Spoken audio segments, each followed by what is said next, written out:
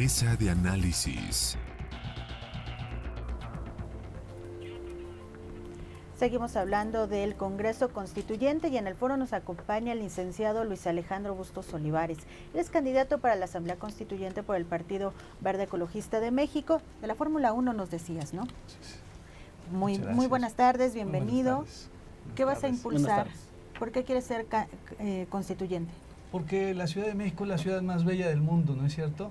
Xochimilco, sí. Chapultepec, el Paseo de la Reforma, el Ángel de la Independencia, la ciudad donde vivimos, donde vibramos, donde han nacido nuestros hijos. Esa pregunta no tenía otra respuesta, ¿eh? Así es. Oye, es cierto. Sí, no, perdón, yo quería preguntarte cuál es tu formación, porque platicábamos fuera de cámaras y yo decía, y lo sigo sosteniendo, que esta Constitución la deberían de redactar los que más saben. Así es. ¿Cuál es tu formación?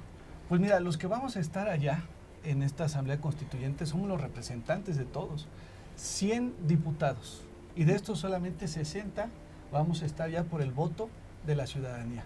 Vamos a representar la voluntad y el futuro de casi 8 millones de habitantes de la Ciudad de México.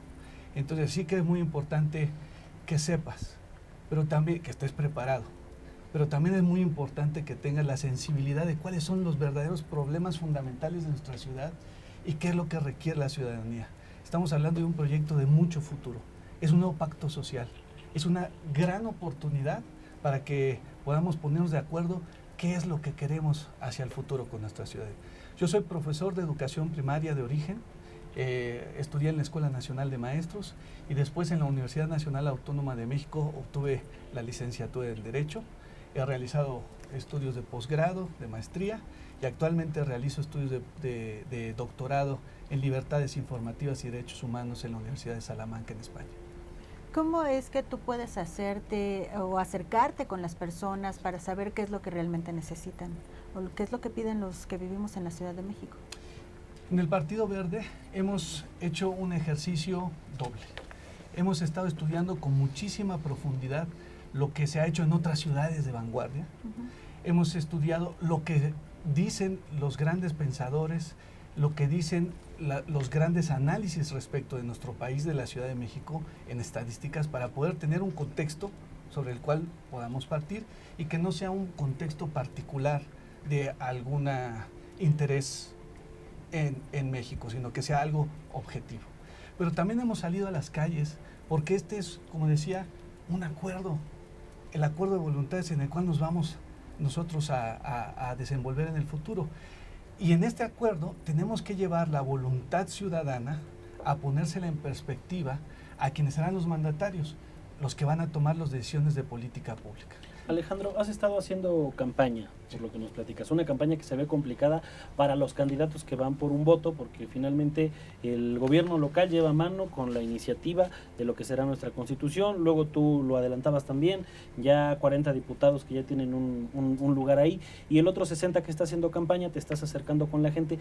¿Cuáles son esos deseos o esas demandas que tú has percibido, ¿no? Hemos oído de distintas corrientes lo que han escuchado de la ciudadanía, pero en el Partido Verde, ¿tú qué has escuchado por parte de la gente?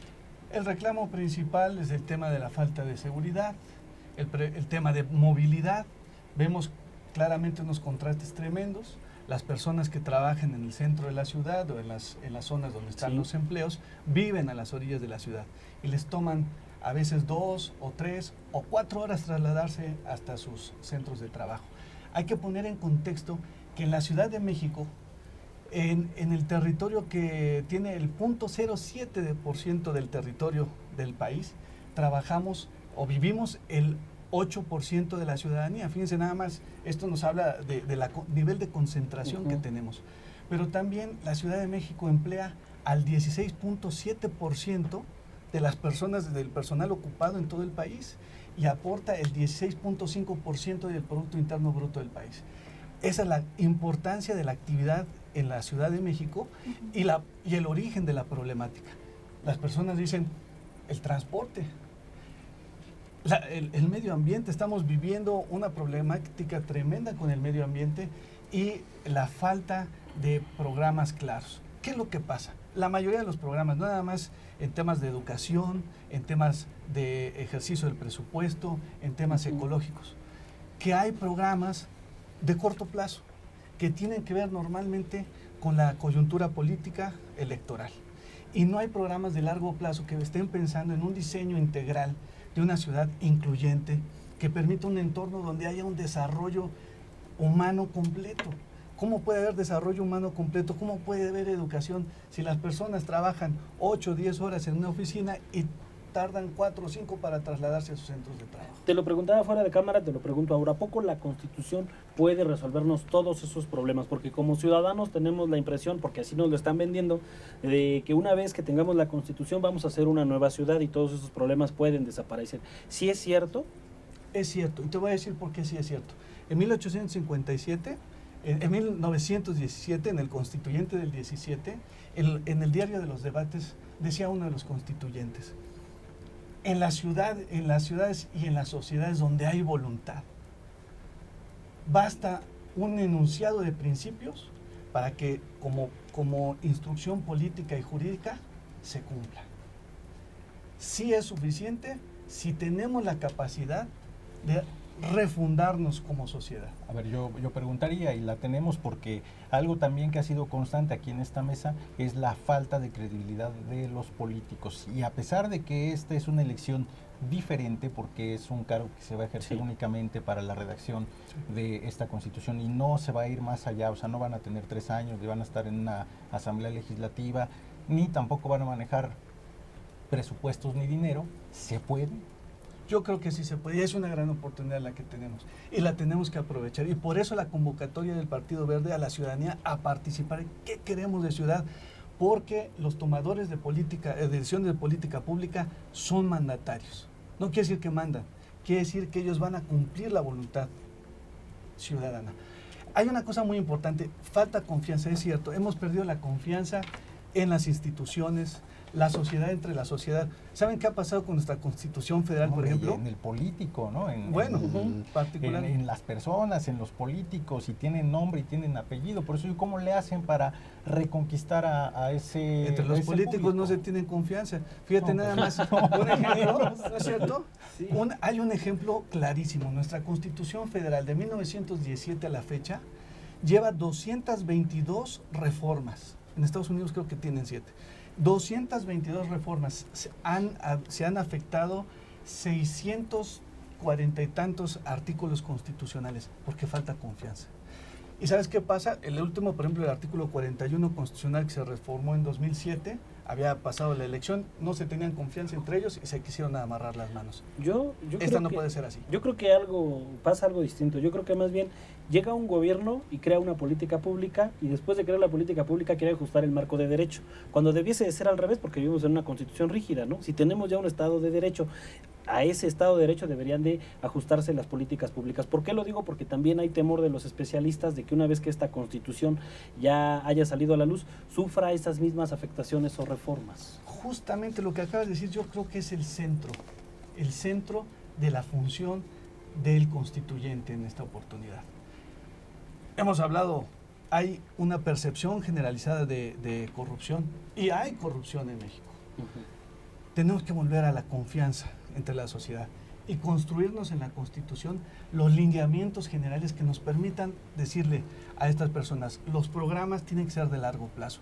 Pongo un ejemplo: el impuesto predial, la reordenación urbana, la movilidad tienen que estar coordinadas. Y esto no puede dejarse a la voluntad de que cada 6 años haya un diferente pensamiento. Tiene que haber expertos participando, expertos internacionales, que nos puedan aportar todos esos datos, todo ese conocimiento. Y una vez que digamos en la Constitución, estas son las bases, sobre esas bases se construye un programa a 25 o 30 años que podrá ser auditable, podrá ser supervisado, pero no podrá ser cambiado en su esencia, porque entonces habremos puesto las bases desde ahora. El impuesto predial, por ejemplo. Hay lugares donde no se cobra el impuesto predial porque es una cuota política, ¿sí? Entonces no le cobran a delegaciones enteras, porque eso es un tema clientelar. Y hay otras donde hay condominios de lujo, donde tampoco se cobra el predial como se debía cobrar. Vamos a proponer que haya un estudio muy claro y que haya una aplicación muy clara del gasto público. ¿Cómo? el impuesto predial podría determinarse el 10% para la ciudad, el 50% para la alcaldía correspondiente y el 40% para la colonia que está pagando. De manera que los beneficios puedan darse directamente a quienes están cumpliendo con su obligación. ¿Cómo van a hacer para que el partido de las izquierdas en la Ciudad de México, que son un grupo fuerte, no jale ese tipo de políticas y las vuelva a imponer? ¿Qué estrategia están planeando? Yo creo que esto es un pacto social de mucha mayor envergadura y de gran responsabilidad. Aquí no debe haber colores, no debe haber partidos. El interés común, de decir, el bien común de la ciudad y de los ciudadanos en que vivimos. Es lo que debería prevalecer, ¿no? Así es. Pero del deber al ser, ¿no? Sí. ¿Sabes qué? Por ejemplo, tenemos un gran peso de una administración pública muy pesada y poco eficiente.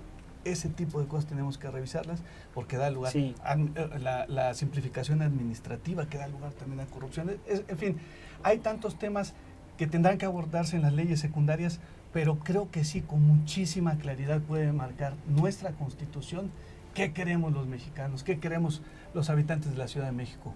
Muy bien. Licenciado, muchísimas gracias. Encantado, Mucha gracias. suerte. Muy buenas tardes. Mucha suerte. De verdad que tienen los que lleguen a ser constituyentes una responsabilidad grandísima. Por supuesto que sí. Muchísimas Y gracias. que asumimos con mucho gusto. Muy bien. Gracias.